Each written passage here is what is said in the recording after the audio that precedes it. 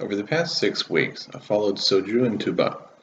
Soju and Tuba is a kettlebell press program. The program was created by Joey Yang and Mark Limbaga and is published on strongfirst.com. The program is named for hard drinks that are popular in South Korea and the Philippines. For Christmas 2020, I had asked my wife to get me a second 24-kilo kettlebell. My plan was to run another iteration of Jeff Newpert's 12-week program from bodybuilding.com.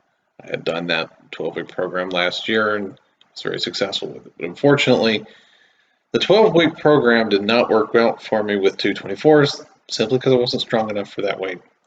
Somehow, I stumbled across Soju and Tuba on Reddit or whatever. This program was exactly what I needed. It's a very specialized program to help you break through a plateau. Yang describes this program as a step cycle. It begins with 4 singles per arm, then 6 singles, then 8 up to 14, and then you step down to 3 doubles, then 4, then 5, up to 8 doubles, and finally step down to 2 triples, then 3 up to 6. Finally, you test your new rep max. The program consists of 18 workouts, which you separate with at least 1 rest day. You should use the same size kettlebell throughout. This kettlebell should feel heavy. Yang recommends something 4 kilos less than your 1 repetition or 1 rep max. Soju and Tuba is not a general purpose fitness program like 531 or whatever. This program has a very narrow scope and it's not appropriate for beginners. And the reason I say it's not appropriate for beginners is that a novice will gain strength so quickly and so easily, they'll not be challenged by this program after just a couple of workouts. This is for people who've hit a plateau, they're stuck, and they need something to improve their overhead press. This program is also not really for hypertrophy. It's a lot of very heavy work, low volume. The heavy single arm press is a great way to work your trunk, but again, Soju and Tuba is really not a bodybuilding program. But during the same time, I ran Dan John's 10,000 kettlebell swing challenge, and I think that this worked pretty well with it. The Soju and Tuba workouts are very quick, and I even could do them before breakfast and then wait until evening after work to do the swings or whatever else I wanted to do. Soju and Tuba is low enough in volume, I feel like you could really safely staple it onto anything that lacks elbow extension, such as, say, a running program. My shoulders ached from these heavy presses. I started to really use a PVC pipe or resistance band to do shoulder dislocates, stretch out my shoulders before lifting. I also found that it really helps to warm up with lighter kettlebells before you jump into your work sets. In kettlebell sport, the wisdom is you always begin with your weak hand first so that you can have something left when you're halfway through your lift.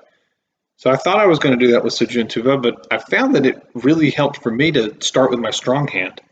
I guess it's some kind of neurological thing where I would try to press in my left and it doesn't go up. Press in my right, it goes up, and now try again on the left, and it works.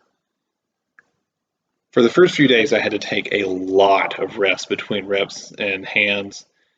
But by the third day, I already needed no rest between hands. And as time went on, presses with the left hand became less and less of a grind, even though the volume was going up. Here's a few small tips that I found to help my press. First, it helps to squeeze the non-working hand into a tight fist when you're struggling. Second, it also helps to squeeze the handle of the kettlebell, on the working hand. Third, try not to idle in the rack position for long. Clean the kettlebell up and go. Don't waste time in that position. You'll get stuck. Also, when you're doing longer sets, I think it's better to take your breath at the top of the press rather than the bottom. So press up while your hand is over your head, breathe out and in, and then down and up. Before I started Soju and Tuba, my personal record for the 24-kilo kettlebell was 7 presses in the right hand and 5 presses in the left hand. I had pressed a 28-kilo kettlebell in the right hand for 1 rep and never in the left. After 6 weeks of Soju and Tuba, I managed to do 10 reps in the right hand and 10 reps in the left hand at 24 kilos. And I was able to do one rep in the right, and one rep in the left at 28 kilos. So it was a surprise to me that the kind of strength inequality between my arms disappeared. So I'm really happy with how things turned out. I think that this is a pretty safe, pretty straightforward program, and I'm happy to recommend it to everybody.